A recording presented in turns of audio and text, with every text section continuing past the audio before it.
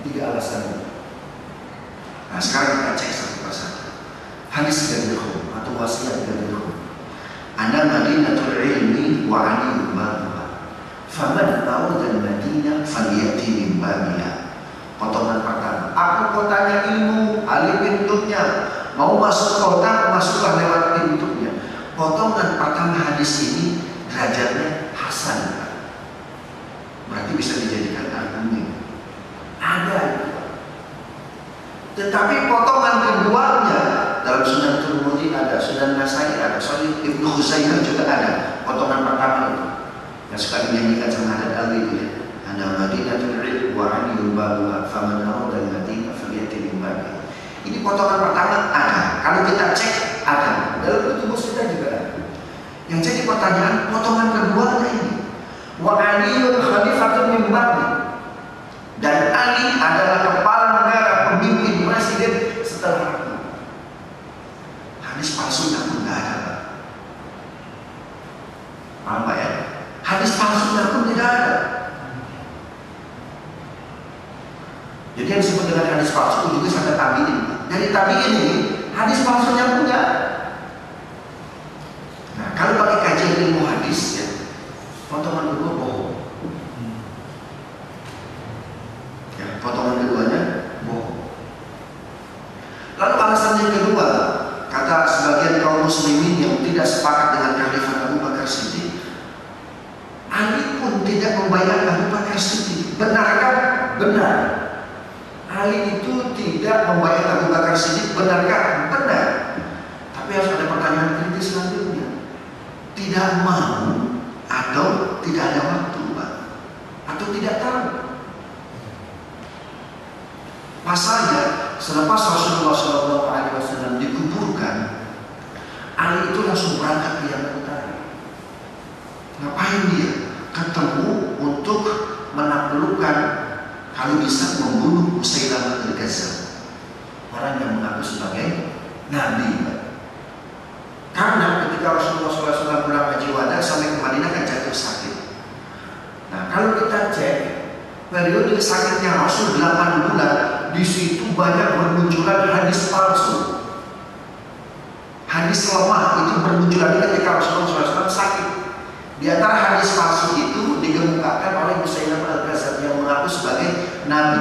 Beliau mengeluarkan sebuah tanda petik hadis. Seseorang jika bersedekah 100 unta lalu dibayarkan kepada Nabi, maka Allah akan mengampuni dosa. Jadi kata dia, Nabi ini mohon maaf secara ekonomis baik, banyak pemasukan dengan mengeluarkan hadis palsu.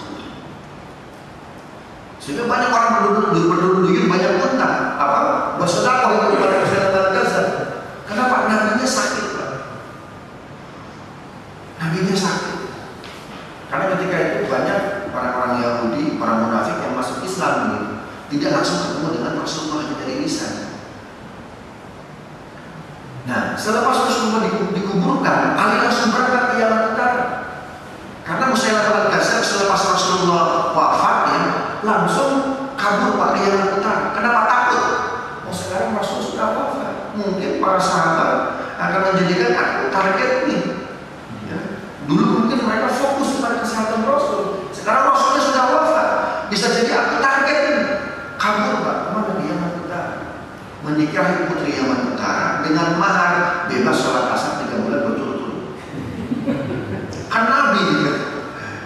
Maharnya bebas sholat asar 3 bulan berturut-turut. Nah Ali setelah Rasulullah wafat langsung berangkat ke Yaman Utara untuk menaklukkan dan mendakwai Musailamah al-Kadzdzab. Pengikutnya 10.000 Pak di Yaman Utara. Nah ketika mau berangkat ke Yaman Utara, Ali mengajak Wahsy. Ya, orang yang telah membunuh paman Nabi Hamzah. Wahsy, kita ke Yaman yuk, ngapain? Kita bunuh Musailamah al-Kadzdzab. Itu Musailamah al-Kadzdzab ketika diajak Ali, senangnya luar biasa. Senangnya luar biasa.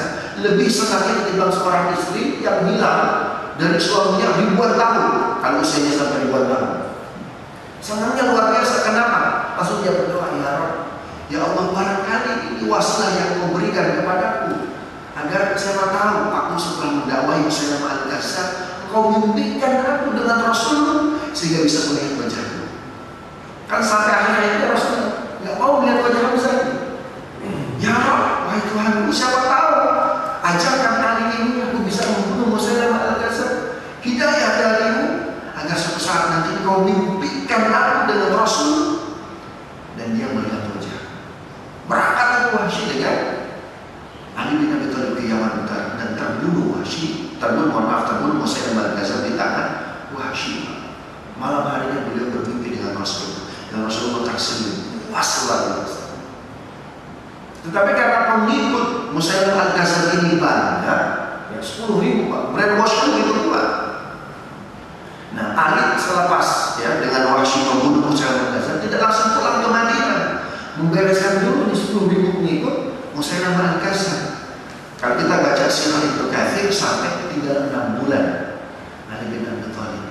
Sehingga ketika Khalifah Abu Bakar terpilih, Pak, Ali tidak sempat membayar karena tidak ada di tempat. Di mana? Di Yaman. Ali tidak ada di tempat, di Yaman. Kalau kita sekarang enak kan membayar, kalau bisa kayak telepon, bayar Twitter, Facebook. Misalnya setuju terhadap pemimpinan Anda kan bisa SMS-an, bisa email. Saya kirim materi ke Mas Saiful tadi pakai email. Mudah kalau sekarang. Tapi kalau dulu paling banter Untaker, Pak. Ya Untaker itu tidak ada SMS, Facebook, telepon. Karena gampang tinggal angkat telepon, HP. Kalau dulu nggak ada. Nah, ketika terdengar informasi kota Madinah ini konflik, banyak kaum muslimin tidak setuju, tidak membayar Abu Bakar Siddiq dengan alasan Ali pun tidak membayar Abu Bakar Siddiq. Ketika tahu Ali bahwasanya kaum muslimin menunggu baiat Abu Bakar, menunggu baiatnya Ali, mereka langsung pulang dengan masyarakat ke Madinah. Sampai di Madinah zuhur, waktu zuhur. Selepas sholat zuhur Ali naik mimbar, baiatu Abu Bakar Siddiq. Mulai saat ini aku membaiat Abu Bakar Siddiq sebagai khalifah. Cuma sayang tidak semua kaum muslimin hadir ketika itu menyaksikan baiatnya Ali terhadap Abu Bakar Siddiq. Yang tidak hadir itulah di kemudian hari disebut dengan Syiah dan Khawarij. Apa sejarahnya Pak? Alasan yang ketiga, kok kenapa Fatimah juga tidak membayar Abu Bakar Siddiq? Loh, Fatimah kan suaminya di luar kota, di Yaman. Istri yang solehah seperti itu, Pak, nggak keluar rumah kalau suaminya tidak ada. Para sahabat nggak berani ya untuk mendatangi rumah Fatimah meminta beliau membayar Abu Bakar Siddiq karena tahu suaminya sedang dibuat. Itu akhlak, Pak. Jangan berani-berani kita bertamu ke rumah orang, cuma ada perempuan, cuma ada istrinya, suaminya di luar. Itu akhlak para sahabat itu yang diajarkan oleh Rasulullah. Pas Ali pulang, Fatimah diajak, yuk istriku kita bayar Abu Bakar Siddiq. Cuma saya nggak semua orang tahu, nggak semua orang mendengar hadir bayarnya Ali bin Abi Thalib. Yang tidak hadir itu dari kemudian hari disebut dengan Syiah dan Khawarij. Nah, saya ingin menjelaskan bahwasanya suku Rabi'ah itu adalah suku tempat lahirnya Wahsy. Saya ulangi lagi. Jadi ada delegasi Abdul Qais. Kita kembali dari materi. Delegasi Abdul Qais datang dari Bahrain, ya, ingin bertemu dengan Rasulullah Shallallahu Alaihi Wasallam. Kata Rasulullah, ini dari mana? Kami dari suku Rabi'ah. Abdul Qais Bahrain. Ya, kami ini datang 40 orang awalnya, tapi tersisa sampai di Madinah ini 13 orang. Karena dari Bahrain ke Madinah itu terhalangi sebuah daerah namanya Mudar. Mudar itu kafir Quraisy, sehingga banyak yang terbunuh di perjalanan. Banyak yang terbunuh sampai ke Madinah tinggal 13. Berarti berapa yang wafat? 27. Ini kalau pengajian dari rumah berangkat 5 orang, datang ke masjid asli 2 orang, minggu depan kan yang bubar, semakin berkurang. Itu yang sampai ke Madinah dari 40 cuma tinggal 13. Cuma tinggal 13. Nah, lalu ketika setelah menjelaskan seperti itu, kata Rasulullah, marhaban bil qaum, selamat datang. Rasul nggak bilang assalamualaikum. Begitu pun delegasi Abdul Qais tidak bilang Assalamualaikum ketika sampai di Madinah. Ya, padahal ayat ketika bertemu dalam surat Al-Salam ala man arafta wa ala man lam ta'rif, atau dalam Al-Quran itu bitahiyatin, ya, jika kamu mengucapkan salam jawablah yang terbaik atau yang semisalnya, kan begitu. Ini kenapa ketika delegasi datang kata Rasulullah marhaban bil qaum, welcome, selamat datang. Tidak ada salam dari delegasi, tidak ada jawab dari Rasul, atau tidak ada salam dari Rasulullah, juga tidak ada jawab dari delegasi. Rasulullah dibilang marhaban bil qaum, welcome. Kalau bahasa Sundanya ulujeng suping. Tidak ada assalamualaikum, nggak ada. Nah, kalau yang disebut dengan mengamalkan hadis sahih seperti ini Pak, ya, berarti mohon maaf, salah seorang mantan presiden mengganti assalamualaikum dengan good morning, good evening, good night, diganti menjadi selamat pagi, selamat petang, selamat siang, selamat malam. Benar Pak? Berarti benar dong. Karena Rasulullah dalam Sahih Bukhari hadis nomor 87 nggak pakai assalamualaikum, langsung marhaban bil qaum, selamat datang. Nah, apakah yang disebut dengan mengamalkan hadis sahih cukup bulat-bulat seperti ini? Imam Bukhari ini ketat sekali Pak. Imam Bukhari tahu ada hadis yang lain yang pakai assalamualaikum. Jadi salah seorang delegasi namanya Sa'if bin Yazid dari 13 itu, ya, yang tersisa masih hidup, tiba di Madinah. Ada salah seorang anggota delegasi namanya Sa'if bin Yazid. Nah, ketika sampai di Masjid Nabawi, beliau bilang, Assalamualaikum ya Rasulullah. Dan Rasulullah bilang, Waalaikumsalam warahmatullahi wabarakatuh. Nah, Imam Bukhari tahu ada hadis yang pakai Assalamualaikum Pak. Tapi permasalahannya hadis itu ada perawi satu yang syadz. Apa itu syadz? Berbeda dengan yang lain, namanya al-qaul. Nah, sehingga derajatnya menjadi dhaif. Imam Bukhari dia nggak ambil tuh hadis yang dhaif itu, walaupun ada assalamualaikumnya. Ya, walaupun ada assalamualaikumnya itu, Imam Bukhari tetap mengambil hadis yang ini. Kenapa? Sanadnya bagus, mata rantainya bagus, informannya bagus, tidak ada yang lemah. Walaupun tidak ada assalamualaikum, timbul pertanyaan, apakah yang disebut dengan hadis sahih kita mengamalkan lexically seperti ini? Berarti kita boleh menggunakan assalamualaikum. Saya nanti kalau pengajian di sini saya pakai assalamualaikum, selamat pagi Bapak Ibu yang dimuliakan Allah.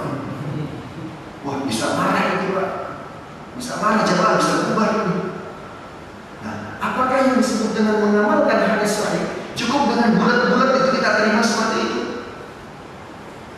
Dalam kondisi seperti ini Pak, maka hadis yang nomor 9 yang dhaif derajatnya naik ke atas Pak. Kenapa? Matanya sahih Pak. Yang dhaif ini yang nomor 9 naik ke atas Pak. Karena itu kata Imam Bukhari, wajadtu haditsan lakin asyku hal wajadtu sunnatan. Aku ini sudah dapat hadis sahih, tetapi masih ragu. Ya Rabb, apakah hadis ini sesuai dengan sunnah yang dikatakan Rasul, yang dilakukan Rasul, yang ditetapkan Rasul, yang disifati Rasul? Setiap hadis yang diriwayatkan oleh Imam Bukhari pasti sahih, tapi tidak semua hadis sahih diriwayatkan oleh Imam Bukhari. Nah, hadis yang tadi yang pakai assalamualaikum, Sa'if bin Yazid, salah seorang anggota delegasi Abdul Qais datang sampai di Madinah, assalamualaikum ya Rasulullah. Waalaikumsalam warahmatullahi wabarakatuh. Ada hadis itu, Imam Bukhari tahu ini hadis ada yang pakai assalamualaikum, tapi permasalahan salah seorang informannya, salah seorang perawinya dhaif, nggak diambil itu. Karena itu Imam Bukhari setelah menulis Sahih Bukhari, dia menulis buku yang kedua apa? Al-Adabul Mufrad. Dia bilang dalam Al-Adabul Mufrad harus ada etika menggunakan Sahih Bukhari. Memang semuanya sahih, tapi bukan berarti menjustifikasi hadis yang lain tidak sahih, dan boleh mengamalkan hadis dhaif ketika nyatanya matanya sah. Jadi yang dhaif tadi naik ke atas tuh, ya, naik ke atas. Nah, inilah yang disebut dengan bahwasanya kita mengamalkan hadis itu juga tidak bulat-bulat, tidak ada tuh. Kata Rasul ketika mau mengutus para sahabat, kalian ya kalau berangkat ke Taif nanti tolong sholat asarnya harus di Bani Quraidah, kata Rasulullah. Ya. Tolong nanti kalian sholat asarnya di Bani Quraidah. Lalu para sahabat yang mengutus Rasulullah berangkat ke Bani Quraidah. Ya. Tetapi sebelum masuk ya Bani Quraidah, ini ke Bani Quraidah ini masih lama, waktu asar mau habis, maghrib mau datang. Maghrib mau datang, para sahabat terbagi dua. Ada yang sholat asar di Bani Quraidah walaupun sudah masuk waktu isya, karena masih lama ini sampai ke Bani Quraidah-nya. Ada sahabat yang, mohon maaf, sholat asarnya ya ketika itu, tidak harus sampai ke Bani Quraidah. Terbagi dua. Padahal kata Rasulullah, jangan sholat asar kecuali kalian sudah sampai di Bani Quraidah. Ini ke Bani Quraidah masih lama, waktu asar mau habis, maghrib mau datang. Ada sahabat yang sholat walaupun belum sampai Bani Quraidah. Ada yang nunggu sampai sholat, nunggu Bani Quraidah dulu.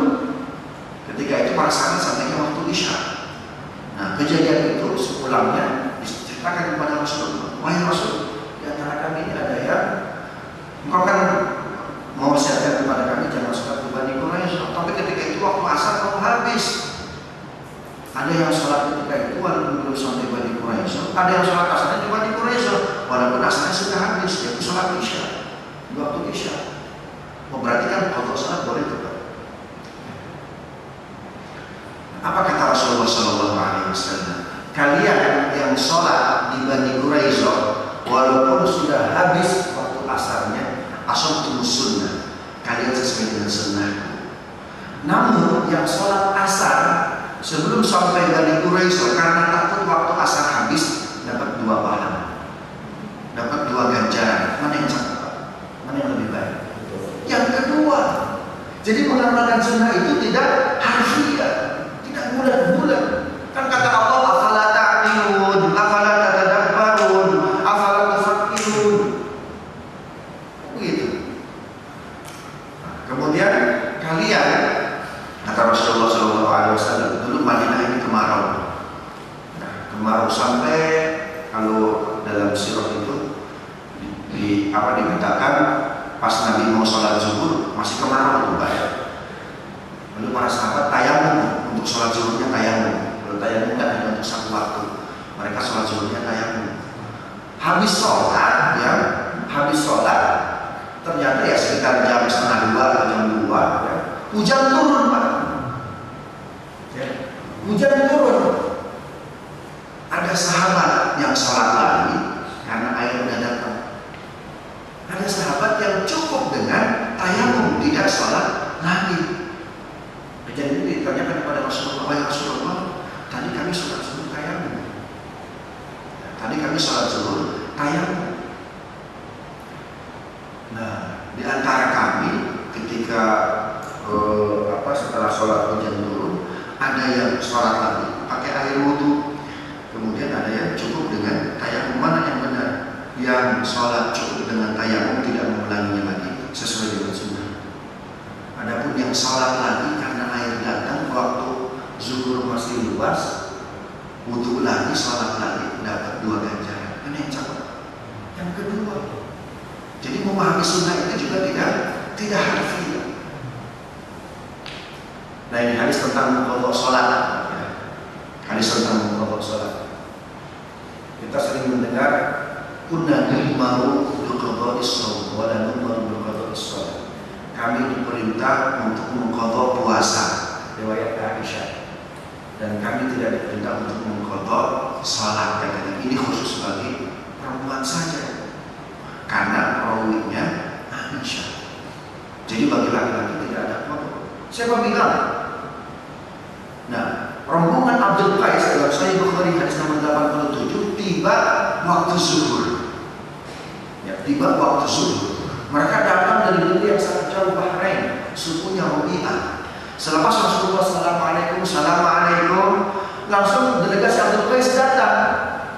Tanya kepada Rasulullah urusan agama. Rasulullah tidak sempat sholat ba'diyah zuhur. Karena taklim lebih baik ketimbang mengamalkan satu sunnah. Mereka datang dari negeri yang jauh. Rasulullah habis sholat zuhur nggak sempat sholat ba'diyah zuhur karena langsung menjawab pertanyaan, mengajarkan agama kepada delegasi Abdul Qais. Nah, pengajian Rasulullah ini sampai masuk waktu asar. Selepas sholat asar, Rasul berdiri di luar perkara. Sahabat kata, Rasul tadi sholat apa? Oh, aku ini tadi sholat ba'diyah zuhur. Loh, kok ba'diyah zuhur? Iya, tadi nggak sempat karena delegasi Abdul Qais banyak bertanya masalah agama kepadaku, sehingga aku tidak sempat sholat ba'diyah zuhur. Jadi diganti sama Rasulullah, ba'diyah zuhurnya pada waktu ba'diyah asar. Ini kok, loh ini sholat sunnah. Sholat wajib kan tadi juga para sahabat sholat asarnya di Bani Quraisyah waktu isya. Berarti kunna nu'maru biqada'is shaum wa la nu'maru biqada'is shalah lin nisa wa lil rijal. Bagi laki-laki juga bagi perempuan. Jangankan sholat wajib atau sholat sunat rawatib, sholat tahajud. Salah seorang tabi'in namanya Ibrahim bin Adham. Dia ini orang yang sejak akhir balik sampai akhir hayatnya tidak lepas sholat tahajud. Nggak lepas sholat tahajud. Berarti kalau nggak lepas sholat tahajud, itu sholat wajibnya sudah beres.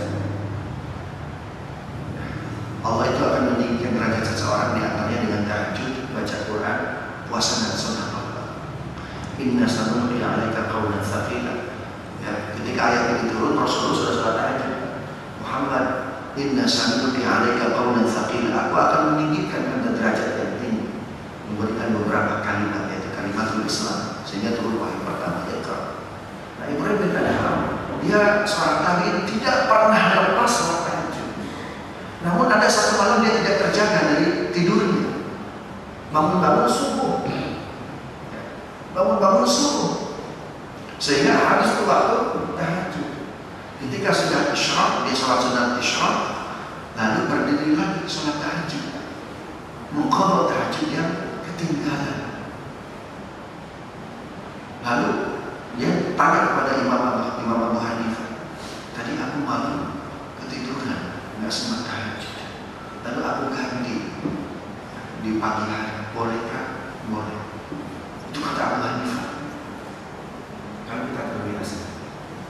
Hadisnya, waqala Quraibun an Ummi Salamah, sunna Nabi sallallahu alaihi wasallam ba'da al-'asr rak'atain. Kata Quraib dari Ummi Salamah, Nabi sallallahu alaihi wasallam sholat ba'diyah asar 2 rakaat. Wa qala syaghalani nasun min Abdul Qais, kata Nabi, itu rombongan Abdul Qais membuat aku sibuk ya, dengan pengajaran dan pertanyaannya. Nah, sholat 2 rakaat itu adalah rakaat ini ba'da zuhur, pengganti 2 rakaat zuhur. Berarti ada ya. Sholat sunat 2 rakaat antara azan dan iqamah. Dalam Sahih Bukhari, ya, setiap sholat qabliyah, setiap sholat sunat, setiap sholat wajib ada qabliyahnya.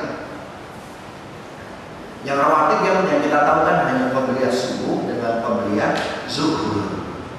Asar tidak ada, maghrib tidak ada, isya tidak ada. Kata siapa tidak ada? Haddatsana Abdullah bin Yazid qala haddatsana Kahmas bin Hasan an Abdullah bin Buraidah an Abdullah bin Mughaffal qala, dari Abdullah bin Yazid. Kalau hadis Bukhari itu dimulai pasti dengan haddatsana. Kelebihan, keistimewaan hadis Bukhari itu kalimat pertamanya pasti dibuka dengan haddatsana, bukan akhbarana. Kalau dalam Sahih Muslim atau sunnah yang lain menggunakan akhbarana. Apa bedanya haddatsana dengan akhbarana? Lawan haddatsana itu telah menghadiskan, meriwayatkan hadis kepada saya. Kalau akhbarana telah mengabarkan kepada saya. Dalam ilmu hadis, haddatsana akhbarana lain. Kalau haddatsana, ya, seorang perawi dia sudah hafal satu hadis. Dia sudah hafal satu hadis, sudah paham satu hadis, ya, dari seorang guru. Tapi untuk menguatkan, meyakinkan, dia konfirmasi kepada guru yang lain. Itu haddatsana. Jadi awalnya memang dia sudah punya background, sudah punya hadis yang diceritakan. Namun untuk meyakinkan, dia tanya ke yang lain. Misalkan gurunya si A. Oh ya, dari si A, kemudian dia dapat ambil dari si B. Kalau akhbaruna, dia awalnya memang tidak punya hadis, tidak hafal hadis. Jadi dia dapat, ya memang dari gurunya itu. Ya, nah itu bedanya hadasana dengan akhbaruna. Nah, dari hadis ini, Sahih Bukhari nomor 624 dan 627. Jadi, bainatul adzanaini sholatu, antara azan dan iqamah ada salat sunnah. Jadi ada qabliyah asar, ada qabliyah maghrib, juga ada qabliyah isya. Hanya kata Rasulullah, liman sya'a bagi mau. Kalimat hadis liman sya'a, betul Pak ya? Liman sya'a bagi yang mau, maksudnya seperti ini Pak. Bukan berarti yang mau silakan, yang enggak silakan. Bukan seperti itu Pak. Kita orang tua, misalkan orang tua yang minta, nah tolong ibu ambilkan air dong, haus. Tetapi kalau sempat. Nah kita memahaminya, seorang anak, wah ibu juga bilang kalau sempat. Ketika tidak sempat ya nggak apa-apa dong. Itu orang tua senangnya luar biasa Pak. Senangnya luar biasa. Apalagi dia ketika sakit, nah ibu harus minta air dong, langsung kita bergegas ya Pak. Nah kita memahami kata liman sya'a, kalau mau itu bukan berarti kalau mau silakan, kalau tidak silakan, bukan. Ini saking arifnya Rasulullah Shallallahu Alaihi Wasallam. Rasulullah yang wakil yang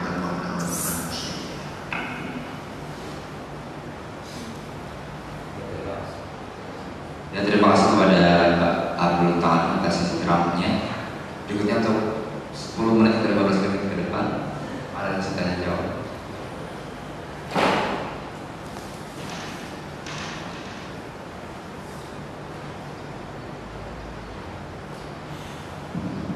Assalamualaikum Pak Ustaz. Terima kasih penjelasan tentang tafsir atas hadis.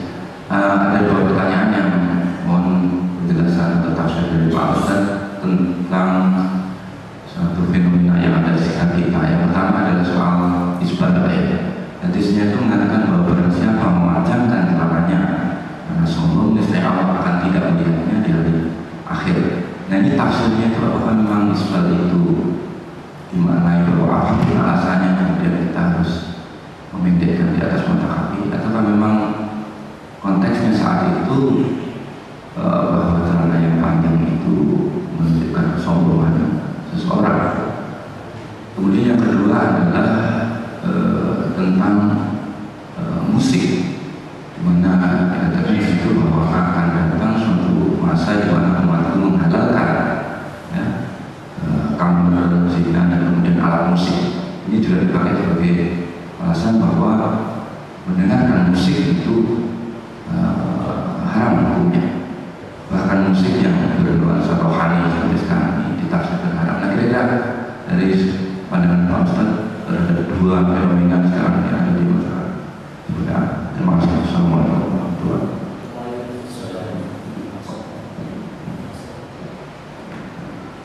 Baik, terima kasih pertanyaan. Pertama, isbal itu celana atau sarung yang melewati mata kaki Pak ya, mata kaki. Nah, tradisi orang Arab ya, disebut kaya itu kalau celananya, jubahnya melewati mata kaki, bahkan sampai lewat kaki Pak. Luber kayak baju pengantin, tau Pak ya? Baju pengantin luber gitu. Sehingga ujungnya itu dibawa sama apa itu? Sama pengawalnya. Kalau pengantin kan itu dibawa anak kecil gitu ya, bajunya ujungnya itu. Itu menandakan kebesaran, kemudian kekayaan. Abu Bakar itu juga isbal. Abu Bakar itu jubahnya itu di bawah mata kaki, pas dengan tanah gitu. Kenapa? Abu Bakar itu pendek orangnya Pak. Ya, pendek dan tidak terlalu besar. Kalau Umar bin Khattab badannya besar gitu Pak. Kalau Abu Bakar itu dia pendek orangnya. Ya, orangnya tidak seperti orang-orang kebanyakan. Dia kecil Abu Bakar. Lalu dia bertanya kepada Rasulullah, Rasul ini pakaian itu banyak sekali, ini yang apa yang melewati mata kaki. Oleh kata Rasulullah, tidak pernah melihat kesombongan dalam diri. Ya,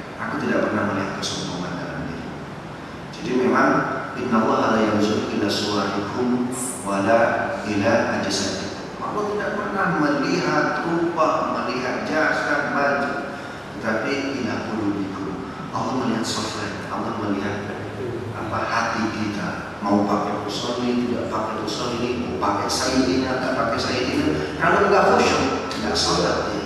La salata liman lam yakhsha. La salata liman lam yakhsha. Nggak salat orang yang tidak bisa khusyuk, Pak.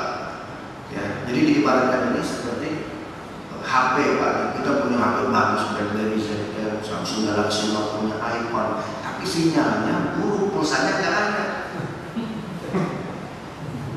Bagus HP-nya iPhone, bagus dari ZTE, Samsung Galaxy, tetapi sinyalnya buruk, Pak.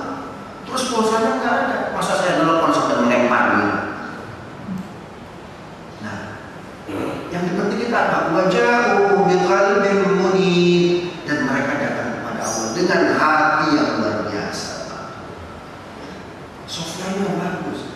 Sejatinya hardware-nya bagus, software-nya bagus, Pak. Tetapi ada orang yang nyaman, yang penting software-nya bagus, walaupun hardware-nya nggak bagus tuh, Pak. Paham ya? Nah, itu kalau dalam Musnad Imam Syafi'i itu lebih kepada penekanannya adalah kepada kualitas Pak. Tetapi ya tidak sampai, ya secara proporsional saja. Secara proporsional saja itu. Kalau ke kantor anak mantu juga nggak pantas ya. Ya. Kata Rasulullah apa?